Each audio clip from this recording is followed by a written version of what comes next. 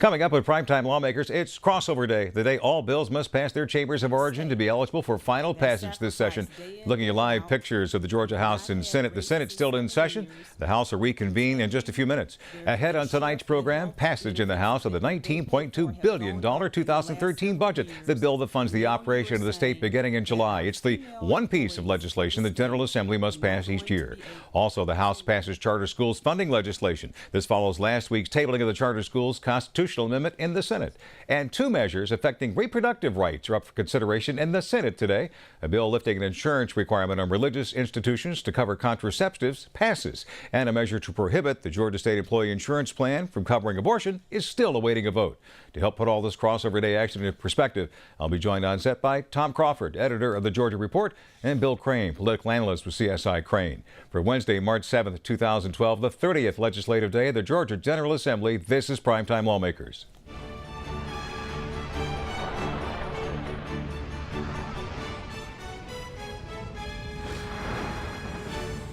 Good evening and welcome to Primetime Lawmakers, GPB's nightly coverage of the Georgia General Assembly. I'm Scott Slade. Let's go live to the Capitol now, where Sandra Parrish reports there's been a flurry of activity on this very busy crossover day. Among the bills taken up, the fiscal 2013 budget, Sandra. Scott, the $19.2 billion budget includes a 5% increase over last year. Appropriations Committee Chair Representative Terry England says it's an indication the state is on a slow but sure turnaround from the recession. And while this is positive affirmation and we're recovering, albeit slowly, we should understand that this growth does not begin to regain all the lost ground from the high water mark of fiscal year 2008, when we had just over $2 billion more in revenue and 500,000 less people to serve.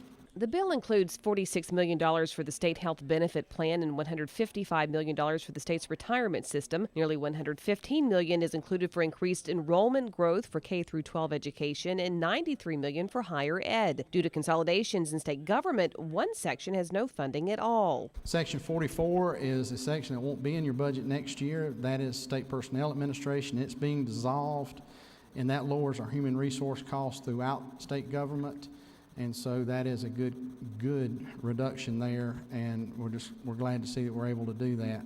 $15 million in bonds has also been set aside to buy land adjacent to the World Congress Center. That land purchase is the last land contiguous to the Georgia World Congress Center that is available. Should the World Congress Center itself expand, the only way it has to expand is over a current parking lot that they use for drayage services. And so this piece of land would then be used for a parking lot at some point if that were to be possible or were to be needed. The bill passed overwhelmingly, something Speaker David Ralston is pleased with. You know, that's the most important thing that we do every year. And I was very, very pleased that it received such a resounding vote, a bipartisan vote. I think that speaks, that says a whole lot about the way we do business here in the House of Representatives. And after it passed, the budget was immediately transmitted to the Senate for consideration there. Several other key bills making it through crossover day include the charter schools enabling legislation. It establishes the funding structure for state-approved charter schools, which the House passed as a constitutional amendment last month. State charter students would receive the same amount of funding regardless of where they live in the state. So it would bear no resemblance to the school district in which they lived. The amount of funding of state funds is tied to the average lowest 3% of school systems' total funding in Georgia. Am I right to say that the local school boards have to act before it goes up to the State Charter School Commission, but they have 60 days in which to act? Is that correct? That's correct, and that follows current law. What we're talking about is more than 160 locally chartered charter schools and less than 20 that have been chartered by the state. So we've heard about this crisis that has come about with respect to granting charters, that there's an adversarial relationship with local school systems and charter applications. But our local boards have approved 160 plus charter schools. Our state commission has only approved less than 20 out of nearly 200 applications that have been denied. There's no crisis here for the creation of charter schools. The bill passed 115 to 49 and now goes to the Senate. You may remember the constitutional amendment that creates charter schools was tabled in the Senate last week after it was clear Republicans did not have enough votes to pass it. The House also passes a bill today to outlaw assisted suicides. Representative Ed Setzler says the measure was needed after the state Supreme Court threw out Georgia's old law last month in wake of the death of a Forsyth County man who committed suicide with the assistance of the Final Exit Network. These final exit guides went to Mr. Selmer's house in Forsyth County with helium tanks, a hood, and the appropriate tubes. And after walking Mr. Selmer through the process, assisted him in putting a hoodie over his head and filled a bag that was completely surrounded his head with helium, causing him in about 20 seconds to pass out and 12 minutes later dying of helium asphyxiation. There's been a subsequent criminal prosecution in Forsyth County which has not led to a conviction because, as we stated before, there is no law in Georgia that prohibiting what I've just described to you. The bill passed 124 to 45, and Representative Setzler asked that it immediately be sent to the Senate. The House also passes a bill today aimed at thwarting metal thefts in the state. I think everybody realizes that we've got a serious problem in this state with the problems with theft of metal properties. And it's not just copper metal.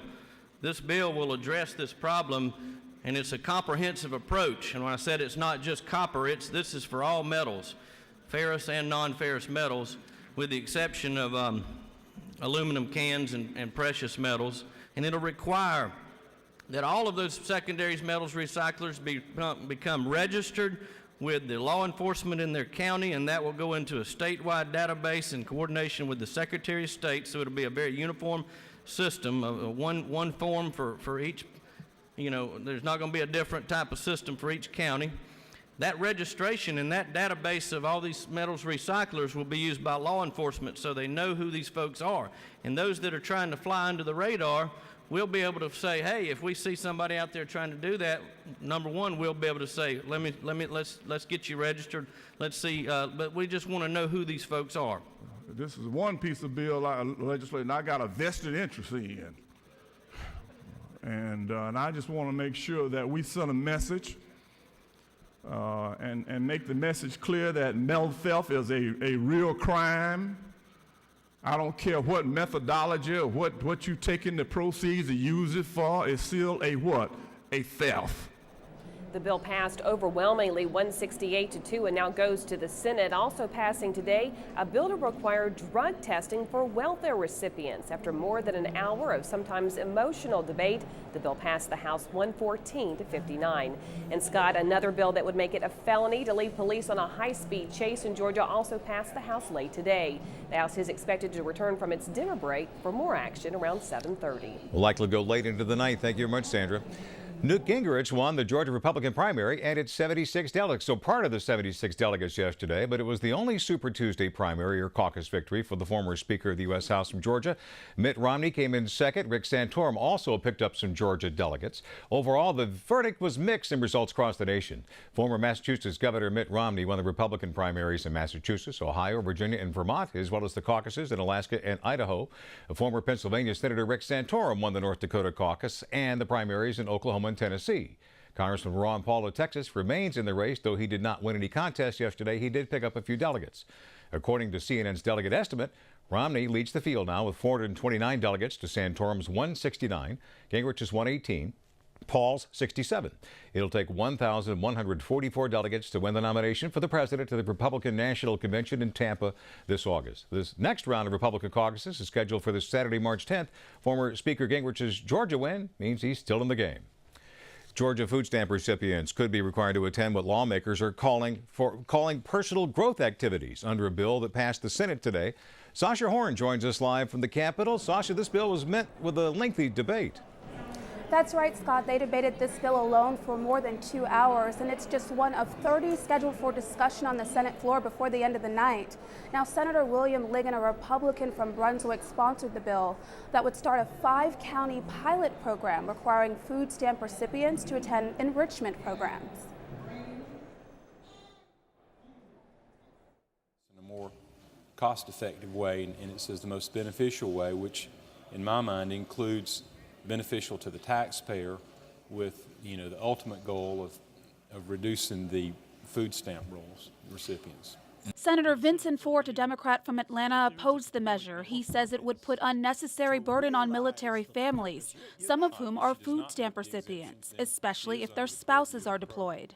Don't you think they have enough to worry about than to worry about whether they fall under the purview of SB 312? Other criticisms included the cost. You have cooked up a bill here that would cost $722 million by our own auditor's fiscal note if we were to do it across the state. And so isn't it true you have to decide, should we bring back our furloughed teachers or should we spend $722 million on food stamp recipients taking professional development? Now that measure went on to pass 40-14. It's also worth noting that back in 1999, the state applied for an exemption from that same federal law. Another bill that would require welfare recipients to get drug tested is also scheduled for debate tonight on the Senate floor. Now, requiring religious organizations that don't believe in birth control to provide contraceptives to their employees is a topic that has received national attention. Well, now it's trickled down here to Georgia. The Senate passed a bill that would exempt Georgia 501c3 organizations from having to provide contraceptive coverage. But opponents of that bill say providing birth control to women is a federal requirement, and nothing, even religion, should stand in the way of that. This is one more example of going in the wrong direction, fixing something that ain't broke, fixing a law that's been on the books here since 1999. And just because the popular political waters of the day say stir around and throw up concerns around contraception, throw up concerns around women's privacy rights, throw up concerns that women don't have enough sense to act on their own best interests in their own behalf for their own health decisions, and put another law on the books that's a barrier to women. Now that measure went on to pass 38-15 and moves on to the House. Now, 2 firearm bills also passed the Senate today. The first would require law enforcement to return guns used in crimes to their owners. Now, this would only apply in cases where the owner did not commit the crime. That easily passed 49-4. The second bill would allow those as young as 18 with certain exemptions to carry concealed weapons. Now, the current law requires that you be at least 21. One is, there are some folks that are 18. Another is, there are some folks that are 18. And probably 10 years difference between the two. Now, I was in the United States Navy at 19. And I'm proud of my service and came out of the service honorably discharged. And I still think that I had several years under which I should not have access to a gun. Now, Senate Democrats tried unsuccessfully to tack on amendments adding a clause that would restrict the use of alcohol while carrying a weapon. Both of those amendments failed. The bill went on to pass 41-13 and now moves on to the House. Now, other things that we're looking out for tonight include a bill regarding abortions. This is for state abortions as far as allowing them to allow them. And you're looking at a live picture right now. This is regarding state employees, whether their health care would allow abortions during certain things. And another one that we're looking at is regarding picketing. Think Occupy Atlanta, Scott. Plenty of issues left to come. The Senate was only halfway through the calendar at 5 o'clock this afternoon. Thanks, Sasha. We got to take a short break of Primetime Lawmakers, but don't go anywhere. There's much more to come as we make sense of this legislative action. When we come back, state headlines with Jackie Britton. And I'll be joined by Bill Crane of CSI Crane and Tom Crawford of the Georgia Report. They'll put this into perspective for you. We'll be right back.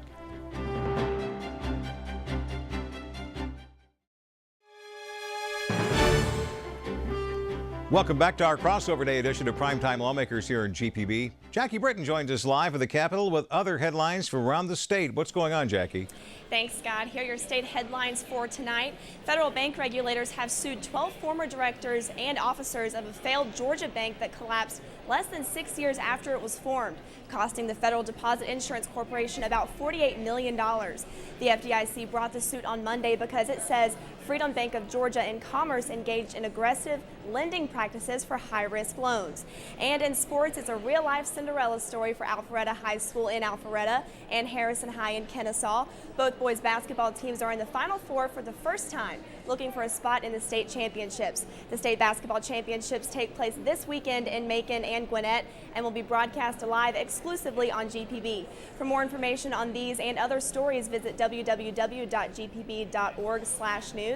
And that will do it for tonight. For your state headlines, Scott, we'll send it back to you. All right, thanks very much, Jackie. It's time for us to put all this crossover day action into perspective. Tonight, I'm joined by Bill Crane, political analyst with CSI Crane, and Tom Crawford, editor of the Georgia Report.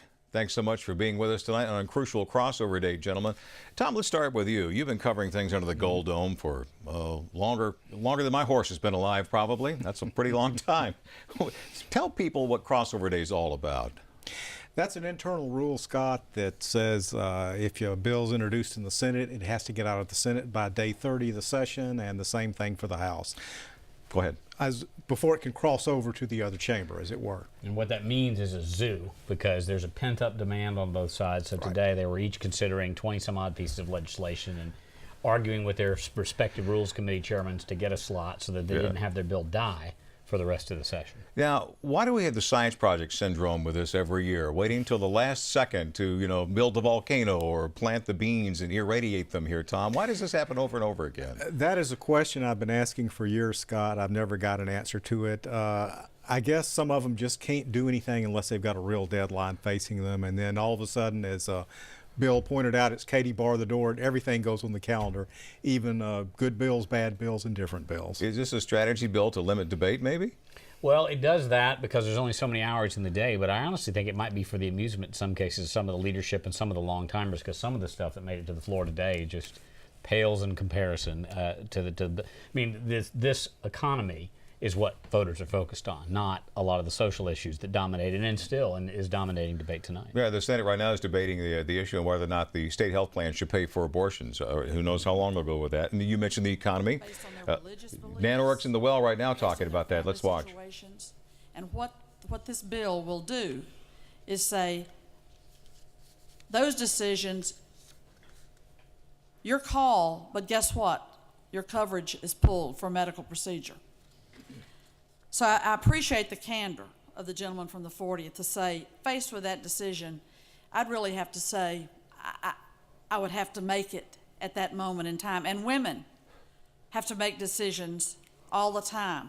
We have to seek and use contraceptive for the vast majority of our lives. Our reproductive cycle is quite long, lasting from 11 to 12, up into the 50s potentially. 1 out of 3 women in the country will get an abortion in their lifetime, and that's the Guttmacher Institute. Senator Nan Orrick, and the debate goes on whether or not the state health plan should pay for abortion. Well, you called it, as we move over to economic issues, exit polling, just dramatic difference between what we call the social issues and the economic issues from the Republican primary yesterday, even that. And even an issue where a senator's trying to blend it, talking about putting all these requirements and social elevation onto welfare recipients as if it's some sort of job stimulus bill. I mean, those are real costs, and there are people in need, not only of job training assistance, but educational assistance, and it just seems to me that we've lost our rudder a bit. One of the big things that's missing is what the governor spent an awful lot of time on in the State of the State message, Tom, his economic development initiatives, including the sales tax energy exemption. Are we going to see any hide nor hair of that? We saw a little bit of it today, Bill. One of the governor's job tax credit proposals came up in the House. It had been pared back a little bit, but they nevertheless did pass it. His major tax break, of course, the energy tax exemption, has not come up yet. His whole package of revisions to the criminal justice system and the way we sentence people to prison has yet to come up. Now, I think it will before the end of the session, but again, or at least certainly the juvenile justice reform. At least the juvenile justice it's already been passed by the House. Right. But his other sentencing reforms and revisions, it will all come up for the end of the session, I think. But again, they're going to push it maybe to the last minute, and who knows what will happen in the chaos there. Well, at least with criminal justice, they don't have to worry about crossover day, right? No, it's already introduced, and I think there is a real chance that they'll push that back for further study, because the law enforcement community and prosecutors have been raising some sentencing irregularity questions, and as we discussed last week, they want more discretion for judges in the law. One thing we heard from the folks in economic development, George, in fact, Commissioner Kaminsky was on this past Monday night. The one thing big companies are waiting on, other than Georgia providing an educated workforce, is this energy sales tax exemption. In fact, he hinted at 2 major employers that are ready to come here. No, certainly manufacturers. If they could get that, yeah. Could that be introduced as a separate issue? All of our neighboring states have that. Yes, it certainly could. I mean, the discussion was, and of course it was inherited, it was appointed by the Purdue administration, inherited by the Deal administration, was instead of trying to cherry pick and deal with tax legislation piecemeal, they were going to have an omnibus bill, study it for 18 months, deliver it in 6, and then take it up or down vote. And of course that is not how it's gone. Nope. And so yes, they could bring it up in a series of individual bills, including just the energy tax drop, and as the lieutenant governor has said, phased in over multiple years. But that bill doing that has not been dropped yet. Yeah, one of the reasons, Tom, is it has pretty big cost. I mean, do they have to figure out how to pay for that, what could be $160 million? You do, because we are required to balance the budget, and that they could figure out a way to do, but it'll take a little creative tinkering here and there. Alan Essig from the Georgia Budget Policy Institute the other night talking about how much money is being left on the table by not collecting internet sales tax. It could be up to $600 million a year in Georgia. Is that going anywhere? I think it should, just to level the playing field between the bricks and the clicks. I think that there's a whole lot of money being spent on lobbying, and a lot of very successful e-tailing companies fighting it hard. Now, it did get to the stage this year, though, where they did introduce a bill and there was some serious discussion of it, so that leads me to believe we may at least be on a path to do something along that. And Target, Walmart, several leading retailers that also have a web presence and actually are almost making as much money on the web as they are on their stores have already voluntarily started submitting revenues to the state of Georgia and do collect that sales tax. The House is back in session. Let's take a live shot. I think we've got it down now. The Georgia House is back for their dinner break now. It wasn't much of a dinner break. They were just gone for a few minutes. They're now talking about a tax break for film and video production, which I thought we already had. Maybe they're refining that. They're extending that to some other industries like the food service industry and the caterers that service and the music industry. They're tired of going out to L.A. to cut soundtracks and films they film in Georgia. We got some pretty good musicians around here that could do that. Well, as SCAD has proven to us, I mean, that those industries will grow if you give them a little seed, and besides the glamour side of it, they do spend pretty high. But they do. Well, as far as other issues are concerned, we touched on this just a moment ago. Reproductive rights seems to take a lot of oxygen out of the room, Tom, and certainly it is this time. There were a couple of bills that came up along those lines today, Scott. We just mentioned the one earlier about abortion that they're now talking about in the Senate. The Senate also, and I think we mentioned this earlier in the show, passed a local version of what's called the Blunt Amendment up in Washington, where it exempts religious organizations or religious employers from having to offer contraceptive coverage. That caused a big hubbub between the Catholic Church and President Obama, as you recall. And they fought out a state version of that today in the Senate earlier as well. And broadened it to cover all 501c3, so it's all nonprofits, not just religious organizations. So they actually took the federal version and broadened it. Well, that's the first time I've heard that. So it applies to something beyond religious organizations if it passes. I think that's correct, and I think your reporter did mention that earlier, yes. The budget itself, $19.2 billion. Were either of you amazed at how silky smooth that thing went through the House earlier today? I mean, well, unlike the last 2 years, they're not all fighting for nickels and dimes. When you find $400 million here, and I mean, it was $17.7 million 2 years ago, billion. That's about right. To pick up $2 billion, roughly 10%, and I mean that tells you the revenues are going up. Our collections hopefully are getting better, but there's a little bit more money to be spread around. And in one of your entries in the Georgia Report today, Tom, you mentioned a quote from the budget chairman Terry England, who actually had a little good news. Right. He said the budget reflects the fact that we're coming out of this recessionary era, as he put it, and we are slowly. But there is some improvement. We're collecting a little bit more in taxes, and at least we're at the point now where we're not having to make these great slashing cuts that we've had to make for the last couple of years. So I think people are in a little bit better mood when it comes to the budget, which makes it easier to get through. All right. Any roadblocks in the Senate for this? No. It'll go through pretty quickly, I think. And that's the only thing they have to do. Yeah, that's the main reason they're here. 37 days is what they have on the calendar right now. Now that the budget is pretty assured of passage, either one of you predict they'll be gone at the end of March, they can go collect campaign money? They say they will be. I mean, they've said it on both sides. So the charter school bill made some pretty good progress in the House today. They passed enabling legislation on the funding. It'll go over, obviously, to the Senate side. There are some other big issues still hanging, but it doesn't look like it's going to be a battle royale down to the end like we've had these last couple of years. Since you brought it up, the charter enabling is the enabling legislation if the Charter Schools Amendment winds up passing. Right. It doesn't basically have any effective law unless the amendment passes by the voters in the fall, after the governor signs it and after both House and Senate pass it. Does it answer the real concerns for local school boards that they're going to be missing some money if the state gets into the charter school business? Well, I do know there was intent, and I would applaud the state Democrats, both in the House and Senate. Jason Carter took lead on the Senate side. Who took lead on the House? It was Margaret Kaiser at one point. Margaret Kaiser and Alicia Thomas Morgan. To hammer out legislation, both in rewording the actual ballot question and the enabling legislation to make it friendlier to the local school system so that they weren't basically in fear of any potential charter school coming in, taking away their QBE allotment. It doesn't affect the local dollars anymore, but it still could impact those QBE allotment dollars that the state sends to the local community. And Jan Jones said that funding formula per student dollar following scholar is tied to the lowest 3% of a QBE funded system. So it's a reasonably incrementally small dollar compared to what it might have been at the beginning. Just in the past few minutes, the Georgia House passed a measure that would provide for drug testing for some of the state's poorest welfare recipients, TANF recipients, temporary assistance for needy families. Tom, where does that go from here? Well, that'll go to the Senate, and I think it'll pass. The Senate took up a bill today requiring, I think, people applying for food stamps to take self-development classes or high school equivalency courses. So, yeah, it'll get a good reception in the Senate. It'll probably go right on through. There's a big argument made that, well, we're spending a lot of money on job creation. Why can't we spend a little money? Especially the Democratic Party says, you know, why can't we do this for the poorest people to get them back on their feet again? Well, I mean, temporary, what was called welfare, now workfare, temporary assistance to needy families, actually is a program that's performing pretty well. State and federal government would agree on that. Clinton-era legislation that Newt Gingrich was involved in passing in Congress. But tinkering with all this social stuff, I would, warn the folks on the Republican side of the aisle, this is the way you blow an election. You get a bunch of people riled up, and it's going to be a class warfare general election, and you feed it with legislation like this. One more thing. I think virtually every sales tax issue in the state, from Atlanta extending the sewer tax to even building a new school auditorium in Marietta, passed yesterday. Are the T-Splosh folks just elated with this, Tom Crawford, that this bodes well for the transportation referendum this fall?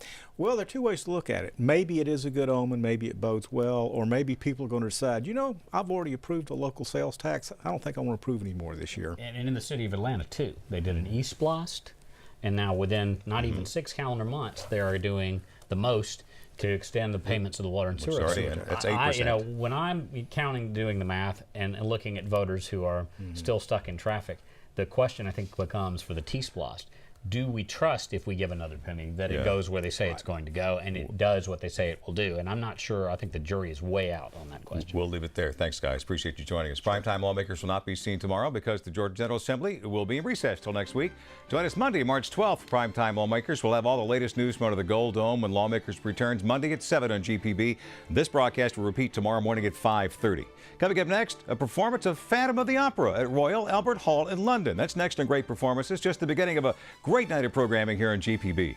That's our broadcast for this 30th Legislative Day of the 2012 session. I'm Scott Slade. We'll see you Monday night at 7 for Primetime Lawmakers in GPB. Full term.